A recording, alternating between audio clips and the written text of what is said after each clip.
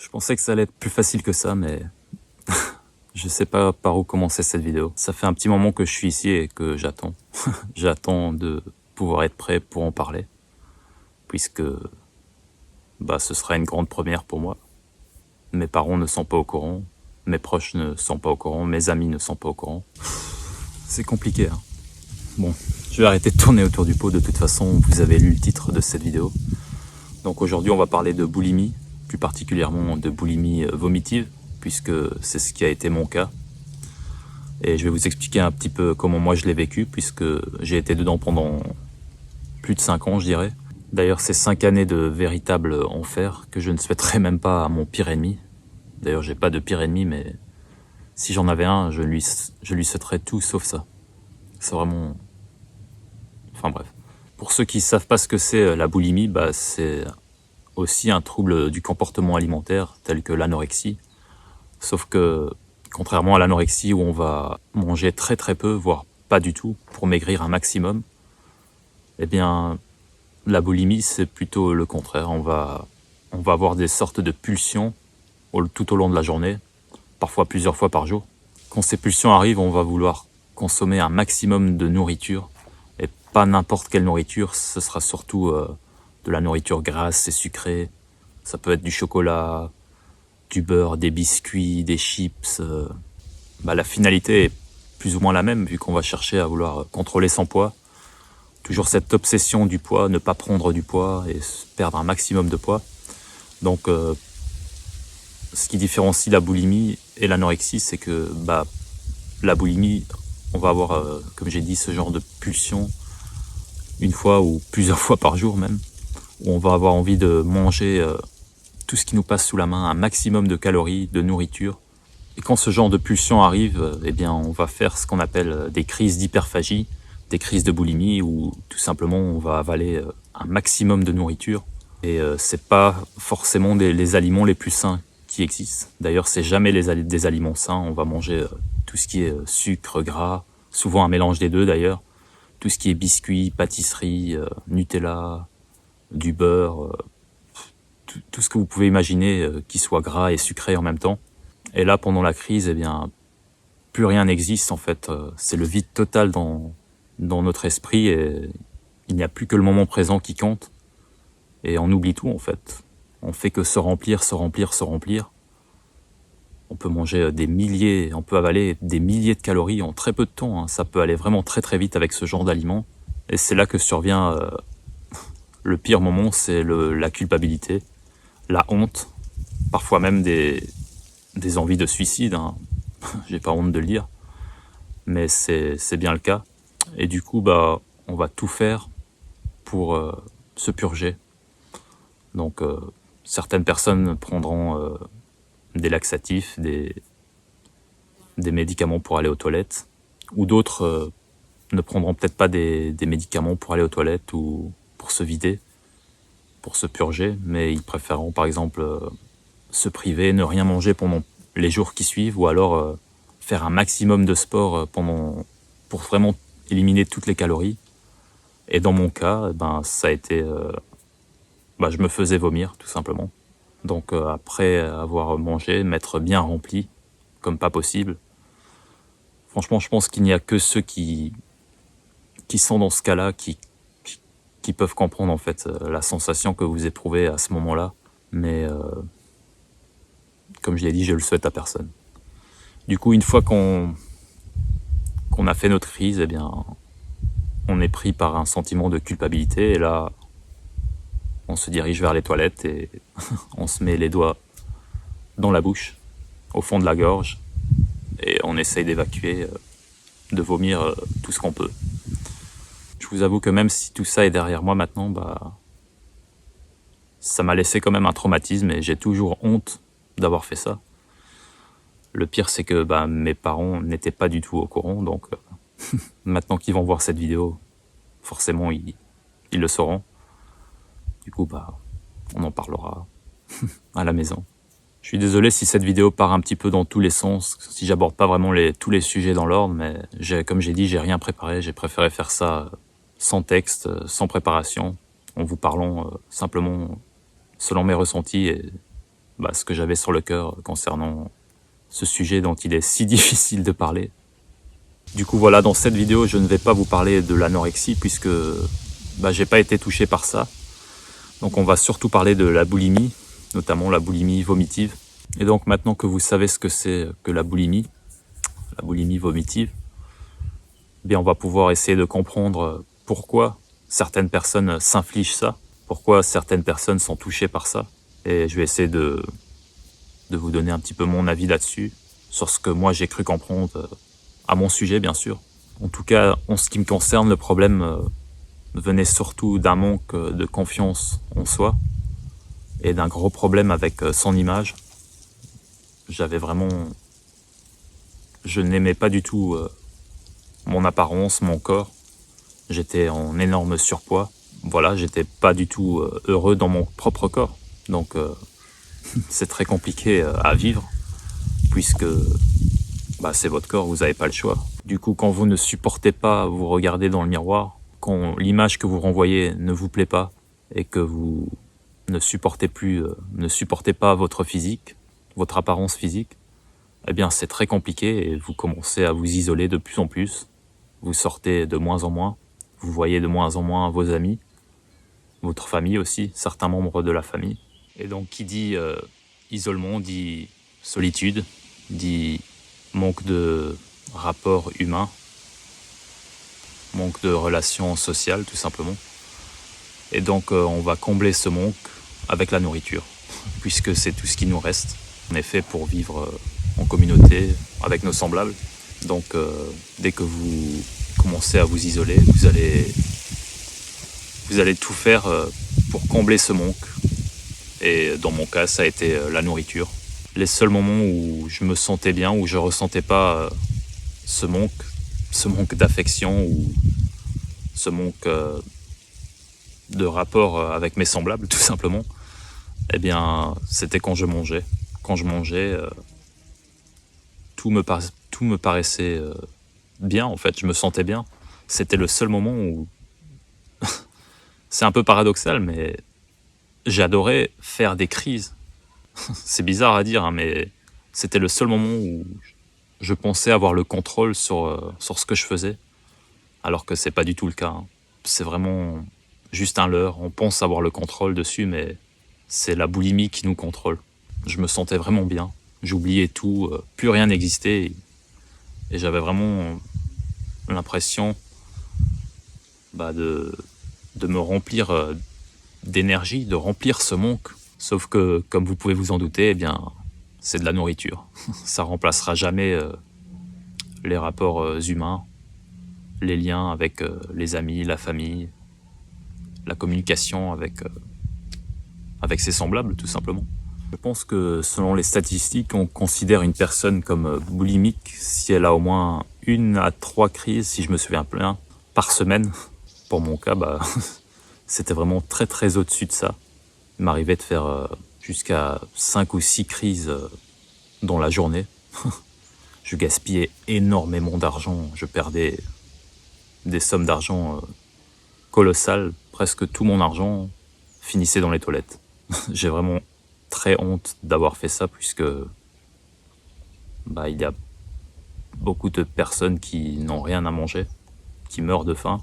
Je sais que c'est pas une excuse, mais pour ceux qui l'ont vécu ou qui le vivent encore en ce moment même, vous savez que quand ce genre de pulsion arrive, vous n'avez plus du tout le contrôle. C'est comme si un démon prenait le contrôle de votre corps, en fait, et de votre esprit. Vous avez beau vous dire non, je vais pas le faire. 5 minutes après, vous êtes en train de vous remplir et à manger tout ce qui vous passe sous la main. Je vous le souhaite pas, mais il faut l'avoir vécu pour le comprendre. Après, bien sûr, c'est pas une excuse, on a toujours le contrôle. Seulement, voilà, moi je ne l'avais pas du tout, j'étais faible. Le pire, c'est qu'après chaque crise, on se dit que ça va être la dernière. Mais c'est jamais le cas. Comme je vous ai dit, pour moi, ça a duré presque 5 ans. Et je sais qu'il y a des personnes pour qui ça dure bien plus que ça. 5 ans, vous pouvez vous dire que c'est énorme. C'est une grosse partie de notre vie. Mais il y a des personnes pour qui ça peut durer des dizaines, des vingtaines d'années et qui ne s'en sortent jamais. Donc voilà, pour vous expliquer un petit peu comment se passait une crise pour moi. Je pouvais gaspiller entre 50 à 100 euros par crise. Si vous comptez, faites le calcul, je pouvais faire jusqu'à 5 crises par jour. Donc comment ça se passait? C'est tout simple, hein. Je me rendais au supermarché près de chez moi et j'achetais toutes sortes de nourriture grasse, sucrée, des pâtisseries, du fromage, des plaquettes de beurre, du Nutella, tout le genre de nourriture que tout le monde aime manger en fait, qui est vraiment délicieux au goût, mais qui n'est pas du tout sain et qui n'apporte rien de nutritif à notre corps.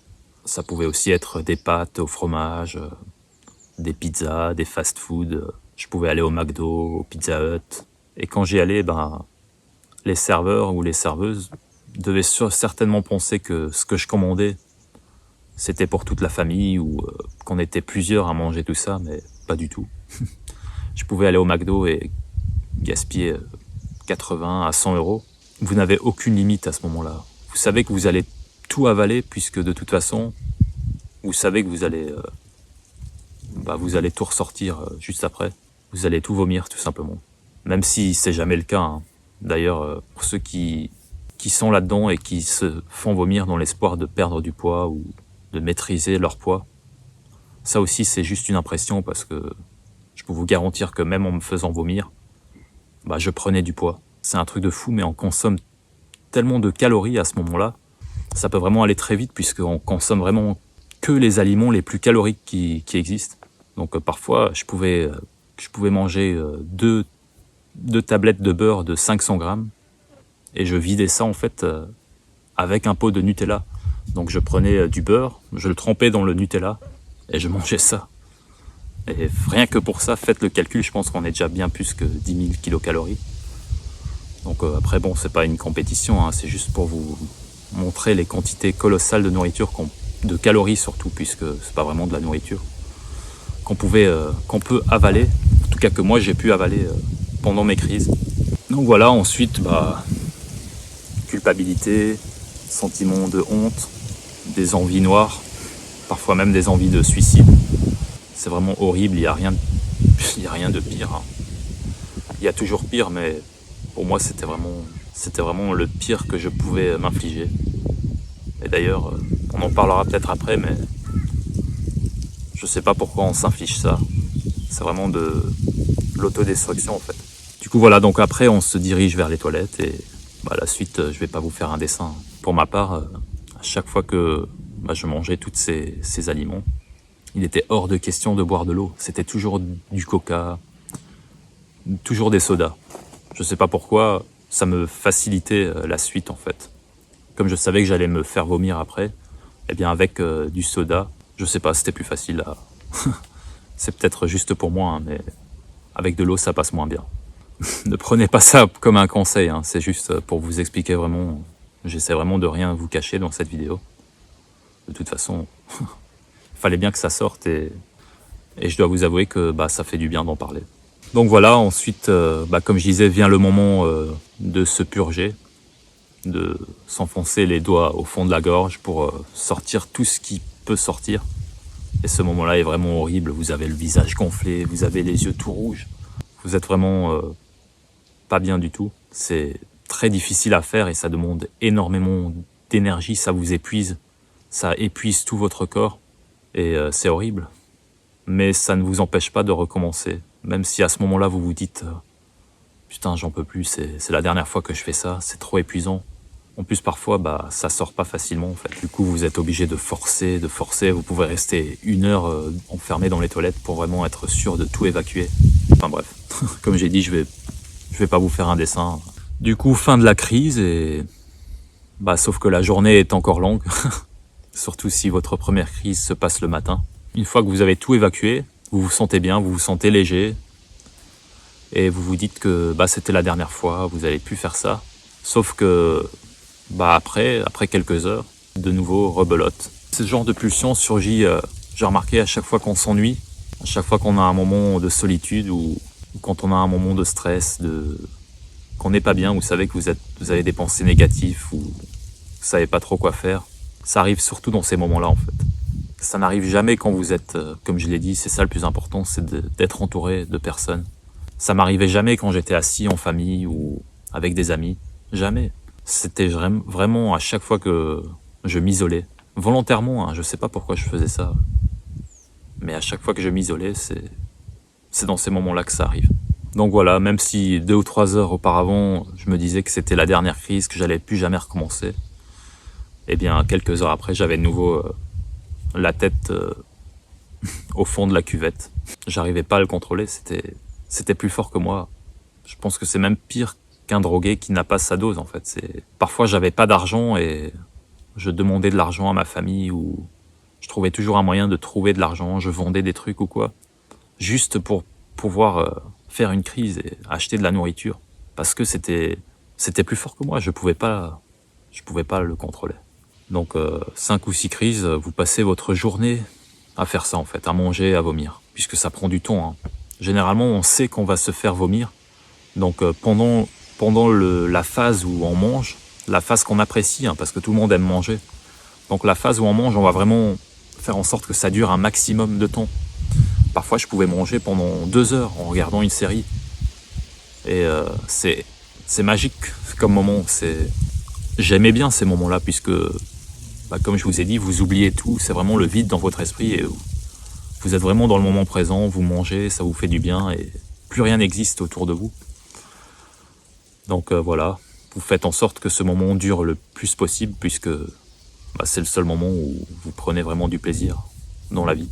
Du coup voilà, quand on fait le calcul, on prend beaucoup de temps, on savoure le moment où on mange, on étale ce moment pour que ça dure le plus possible. Ensuite le moment où on purge, où on va tout éliminer. Eh bien, si vous faites 5 ou 6 crises dans la journée, vous pouvez facilement passer votre journée à faire ça. Alors bien évidemment, le corps aussi, il a ses limites, on n'est pas indestructible. À force de se faire vomir, de faire ses efforts pour éliminer, comme je vous ai dit, ça demande énormément d'efforts. Après avoir fait une crise, vous êtes complètement épuisé. Du coup, à force de se faire vomir à répétition, vous commencez à avoir des dégâts physiques. Hein. Moi, j'avais les ganglions gonflés derrière les oreilles, les ganglions en dessous de la gorge gonflés. Et ce qui m'avait fait le plus peur, c'est quand j'avais commencé à vomir du sang. À force comme je vous ai dit, à force de se faire vomir, le corps aussi commence à lâcher, puisque pour lui, c'est le seul moyen de vous faire comprendre que ce que vous faites n'est pas bien, vous êtes en train de vous détruire. Et quand j'ai commencé à vomir du sang, c'est là que j'ai commencé à me remettre en question, même si c'est pas vraiment, ça m'a pas empêché de continuer sur le coup directement, puisque comme je vous l'ai dit, il en faut bien plus que ça. C'est pour ça que je pense qu'inconsciemment, on s'inflige ça pour se faire du mal, pour se punir en quelque sorte. Puisqu'on ne s'aime pas, on n'aime pas l'image qu'on renvoie, on a une mauvaise image de soi, donc inconsciemment c'était ma façon à moi de me faire du mal. Sauf que ça devient rapidement un cercle vicieux, puisque plus vous allez faire des crises et plus vous allez vous faire vomir, plus déjà qu'à la base vous n'aviez pas une bonne image de vous, mais en faisant ça, vous savez que c'est quelque chose de tabou un petit peu, vous savez que c'est quelque chose de mal, qui n'est pas vraiment, dont on ne parle pas dans notre société. D'ailleurs, il faudrait plus en parler parce que je suis sûr qu'il y a énormément de gens, peut-être plus les filles que les hommes, surtout aujourd'hui avec Instagram, tous ces réseaux sociaux, ou avec des corps parfaits. Enfin bref, ça doit être encore pire aujourd'hui. Et pourtant, c'est pas un sujet dont on parle beaucoup. Comme vous pouvez vous en rendre compte dans cette vidéo, j'ai énormément de mal à en parler, puisque j'ai honte, tout simplement. Du coup, voilà, je disais que c'était vraiment un cercle vicieux, puisque plus vous crisez, plus vous vous faites vomir, et bien, plus vous vous isolez, en fait. Ça ne fait que s'accentuer. Le problème ne fait que s'accentuer. Ça ne s'améliore jamais. Du coup, voilà, je pense que j'ai tout dit. Hein. Comme j'ai dit au début, je vais pas non plus vous faire des dessins. Ceux qui sont dans cette situation comprendront. De toute façon, j'ai pas besoin d'en dire plus. Et ceux qui ne sont pas dans cette situation, eh bien, franchement, quittez cette vidéo. C'est même mieux pour vous si vous ne savez pas ce que c'est. Ce qui est drôle, c'est que maintenant que j'y pense, si j'avais mis de côté tout l'argent que j'ai jeté dans les toilettes, c'est vraiment le cas de le dire, durant toutes ces années, aujourd'hui, je pense que j'aurais eu assez d'argent pour m'acheter une très belle voiture, même si je m'en fous d'avoir des belles voitures, c'est juste pour faire la comparaison et pour que vous puissiez vous faire une idée des sommes colossales qui finissaient dans les toilettes. Du coup voilà, maintenant on va passer un petit peu aux solutions. Je dis pas que ça va marcher pour tout le monde, hein, mais en tout cas ça a fonctionné pour moi jusqu'à maintenant. Je pense que la première chose à faire, c'est de faire un travail sur soi, un travail mental en fait, pour s'accepter tel qu'on est, de s'accepter dans son corps. Ça c'est la base, hein. Si vous faites pas ça, je pense que vous allez pouvoir vous en sortir, mais vous allez toujours risquer de retomber en enfer, puisque c'est un enfer personnel ce truc-là. Je sais que quand on manque de confiance en soi, quand on a une mauvaise estime de soi, quand on n'aime pas l'image qu'on renvoie, on a tendance à toujours voir le négatif en fait, ce qui ne va pas sur nous. On a tendance à se comparer aux autres et à voir toujours le négatif sur nous en fait. Regarde cette personne, elle est plus grande, elle a plus de muscles, elle est plus maigre, je suis plus gros, il a plus de cheveux, je suis plus petit, etc. Enfin bref, toutes sortes de comparaison négative. C'est la première chose à faire, c'est d'arrêter de se comparer. Aujourd'hui, avec Instagram et les autres réseaux sociaux, c'est encore plus difficile. Et je sais qu'on est tous accros à ce genre de réseaux sociaux, donc ce que je vais vous dire, vous allez certainement pas le faire. Mais si vous êtes boulimique et que vous avez un problème avec votre image, moi je vous conseillerais de quitter les réseaux sociaux. Quitter Instagram, TikTok et tous ces trucs-là, qui mettent toujours en avant, je sais pas, les personnes qui sont vraiment au top physiquement. Même si c'est juste en photo, hein. Si ça se trouve, ces gens-là ne sont jamais comme ça dans la vraie vie. La deuxième chose qu'il ne faut surtout pas faire, et que moi j'ai fait, donc je vous le dis, puisque pour moi ça a été catastrophique en fait, c'est de jeûner quand on est boulimique. En fait, on se dit que je vais simplement arrêter de manger, comme ça, eh bien, mon addiction partira, je ne serai plus boulimique au bout d'un moment. Donc moi c'est ce que je faisais, j'alternais entre périodes de jeûne et période de boulimie, de crise. Je sais qu'il y a certaines personnes pour qui le jeûne a été efficace pour soigner, pour s'en sortir avec la boulimie. À chaque fois, je me disais que après un jeûne, j'allais recommencer à manger sainement, mais c'était impossible. C'était tout le contraire en fait. Je repartais de plus belle et parfois encore pire, puisque je savais que de toute façon ensuite j'allais de nouveau me priver et ça recréait un nouveau cercle vicieux. Et moi, je déconseille le jeûne quand on est atteint de troubles du comportement alimentaire. Ensuite, troisième chose très importante aussi, c'est ne vous interdisez aucun aliment quand vous êtes boulimique en fait. Je sais que c'est un petit peu le contraire de ce que je fais maintenant, mais maintenant je ne fais pas ça pour perdre du poids ou pour l'image que je renvoie. Si maintenant je m'autorise à manger certains aliments et d'autres non, c'est uniquement une question de santé et de bien-être. C'est pas du tout pareil qu'avant. Avant, je faisais ça uniquement pour perdre du poids. Par exemple, avant, quand j'étais encore boulimique, si j'étais invité à une fête ou quoi et que j'allais manger une petite portion de gâteau, direct, c'était la folie dans ma tête et pour moi, c'était foutu. J'allais devoir faire une crise en fait parce que je me disais merde. Maintenant, j'ai mangé ce petit bout de gâteau alors que si ça se trouve, ça n'aurait fait aucune différence. Hein. C'est vraiment psychologique. Hein. Eh bien, je me disais, bon bah maintenant c'est foutu, la journée est foutue.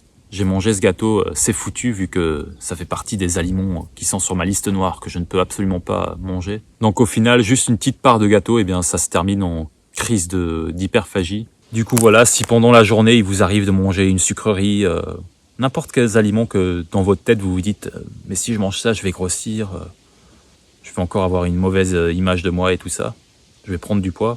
C'est juste dans votre tête ça en fait, c'est pas une bouchée ou une part de gâteau, de chocolat ou quoi qui va vous faire grossir, qui va vous faire prendre 10 kilos d'un coup. C'est pas du tout le cas. Donc il faut vraiment se sortir ça de la tête. Je sais que c'est très compliqué vu que c'est dans notre tête et on a du mal à se sortir ça de la tête. Il faut vraiment que vous soyez conscient de ça et quand vous mangez ce genre d'aliments, n'allez pas empirer les choses après. Il faut surtout pas se dire « Oh merde, maintenant j'ai mangé du chocolat, j'ai mangé une part de gâteau, j'ai mangé un petit burger.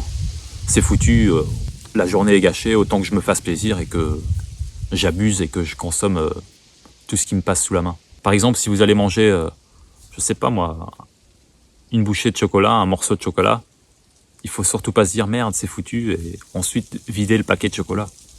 Puisque c'est cet acte-là qui va tout gâcher et c'est pas le petit carré de chocolat. Ensuite, quatrième chose, commencez à étudier un petit peu la nutrition. Intéressez-vous à tout ce qui est protéines, glucides, graisses, les aliments qui sont faits pour nous, vous verrez que c'est très intéressant et que vous allez vraiment commencer à comprendre l'impact de la nourriture sur notre santé physique et mentale.